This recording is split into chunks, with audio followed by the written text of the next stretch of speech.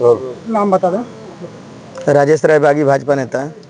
राजेश जी, अभी देखा जा रहा है आपका एक हाथ फ्रैक्चर है, क्या बतलाएंगे, कैसे क्या हुआ?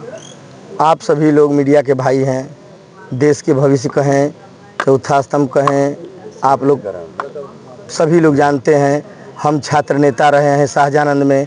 आप सभी लोग जानते हैं कि जो छात्र भाई, गरीब, किसान, नौजवान जो भी समस्या लेकर आता है, उसके समस्या को लेकर के हम लोग जिलाधिकारी, एसपी साहब, सीओ साहब, कोतवाल साहब, एसओ साहब के पास हम लोग जाते हैं और अपनी समस्या को निदान के लिए हम लोग कहते हैं। उस दिन घटना ये थी कि हम लोग कई जन समस्या को लेकर के एसओ नौनहरा को हम लोग दिए थे, और एक भी कार्य जो सही है सही को नहीं करे और गलत को सही कर दिए।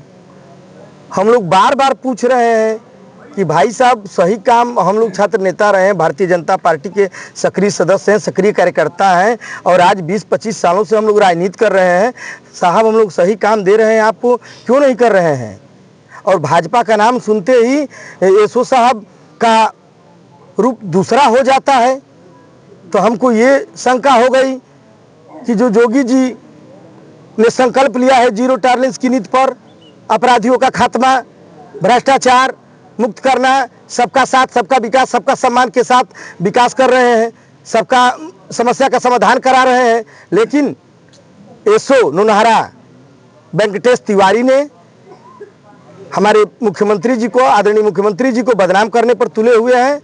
और वही हम लोग लेकर के 9 तारीख को विकास राय के नेतृत्व में गए थे। वहाँ मेरा भाई है, बुलाया, पूरे इलाके के लोग, मगर ध्वज, विपुल मिश्रा, सारे लोगों ने आवाज़ लगाया कि बागी भैया अब आप नहीं आएंगे, छात्र नेता रहे हैं, हम लोगों के साथी हैं, आप हम लोगों के अनुभवी छात्र नेता रहे हैं, आप आइए। मैंने गया, एसओ से वार्ता भी किया, एसओ मुस्किया करके कुछ नहीं कहा। फिर हम लोगों के बीच में सीओ साहब आए, सीओ साहब 3-4 बिंदु पूछे भी, एसओ ने कुछ उत्तर नहीं दिया सीओ साहब को। सीओ साहब ने बड़ी गंभीरता के साथ हम लोगों से सवाल किए, और बात करने के बाद बिना बताए, बिना कुछ निर्देश दिए सीओ साहब गाड़ी में बैठे और तत्काल निकल गए।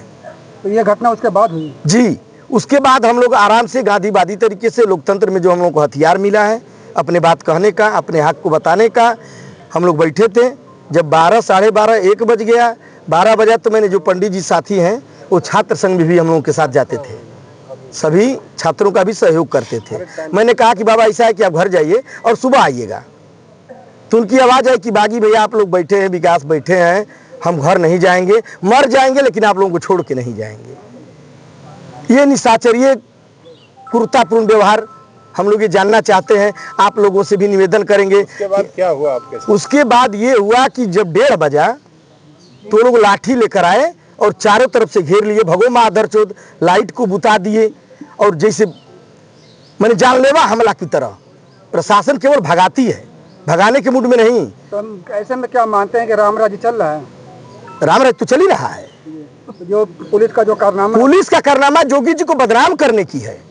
हम लोग 25 सालों से जो लड़ रहे हैं, बसपा सरकार को देखा, सपा सरकार को देखा, और भारतीय जनता पार्टी की सरकार प्रदेश में और देश में देख लीजिए कैसे चल रही है। अब आपके एक साथी की मौत हो चुकी है, अब क्या मांगे हैं? मांग यही है, हमारे शीर्ष नेतृत्व की पार्टी के लोग आ रहे हैं, जो निर्णय लेंगे वो हम लोग सहर्ष स्वीकार करेंगे।